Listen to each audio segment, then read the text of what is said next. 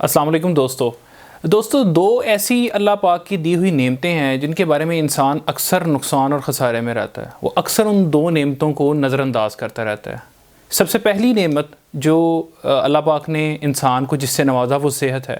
یہ اتنی بڑی نعمت ہے، آپ اس کا اندازہ اس بات سے کر لیجئے کہ ایک وبا پھیلتی ہے اور پوری کی پوری دنیا بند ہو جاتی ہے. یعنی اس وبا کے پھیلنے سے کسی بھی قسم کا کاروبار یا تعلیمی ادارے یا کسی بھی قسم کی کوئی بھی دوسری سرگرمیاں جس کا انسان یا انسان کی زندگی سے تعلق ہے وہ بند ہو جاتی ہیں، سوائے ان چیزوں کے جن کا تعلق کھانے پینے سے ہے، ادویات سے ہے یا انسان کی بنیادی ضروریات زندگی سے ہے. دوسری وہ چیز جس کے بارے میں انسان ہمیشہ کوتاہی برتا ہے وہ ہے اس کا وقت. خدا تعالیٰ نے ہر انسان کو برابر وقت دے کر اس دنیا پر بھیجا. اس کرۂ ارض پر ایک گھنٹے کی جتنی مقدار ایک انسان کے پاس ہے وہی گھنٹہ ایک دوسرے انسان کو بھی اللہ پاک نے عطا کیا. اب ہوا یوں کہ جب بھی انسان کو وقت ملا اس نے اکثر اس وقت کی قدر نہیں کی. اس نے اس وقت کو اپنی ذات اور اپنی کامیابی کے لیے سرمایہ کاری کے طور پر استعمال نہیں کیا. آج میرا آپ سب سے یہ جو بات کرنے کا مقصد ہے وہ ایک سوال کے ساتھ ہے، اور سوال یہ ہے کہ اگر ہمیں ان وبا کے دنوں میں کچھ وقت ملا ہے تو ہم اس سے کتنا فائدہ اٹھا رہے ہیں. میں آپ سب کے سامنے کچھ سوال رکھنا چاہوں گا اور میری آپ سب سے درخواست ہے کہ آپ ایک پینسل اور ایک کاغذ لے کر بیٹھ جائیں اور میرے سوالوں کو لکھنے کے ساتھ ساتھ آگے ان کے جوابات بھی لکھیے. اور یقین کیجئے یہ جوابات صرف آپ کے لیے ہوں گے، آپ نے انہیں کسی کو دکھانا نہیں ہے، اس لیے بالکل سچ لکھیے گا. میرے آپ سے کچھ سوالات یوں ہیں. ابھی آپ اپنے سامنے رکھے ہوئے کاغذ پر یہ لکھیے کہ آپ نے پچھلے کچھ دنوں میں، لاک ڈاؤن کے دنوں میں کتنی کتابیں پڑھیں، آپ نے اپنی عبادات کو کتنا ٹائم دیا، آپ نے نماز کو، قرآن کو اور دیگر عبادات کو اپنی زندگی میں سے کتنا وقت دیا،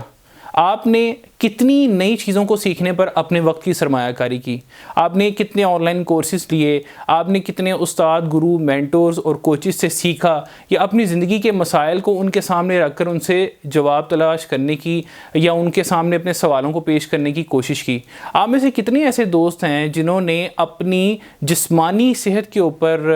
اپنے وقت کی سرمایہ کاری کرنے کی کوشش کی. کتنے دوستوں نے ایکسرسائز کا آغاز کیا، کتنے دوستوں نے مراقبہ کیا، کتنے دوستوں نے اپنے ڈائٹ کو ایک پلان کے ساتھ استعمال کیا، اپنے ڈائٹ پلان کو مد نظر رکھا جو کہ ان کی زندگی اور ان کی صحت کے لیے فائدہ مند ہو. میرے آپ سب سے یہ سوال پوچھنے کا مقصد اور پورے کا پورا اس کا جو ایک ہول میرا ٹارگٹ ہے وہ صرف یہ ہے کہ یہ ویڈیو ایک الارم اور ریمائنڈر کے طور پر کام کرے کہ ہم میں سے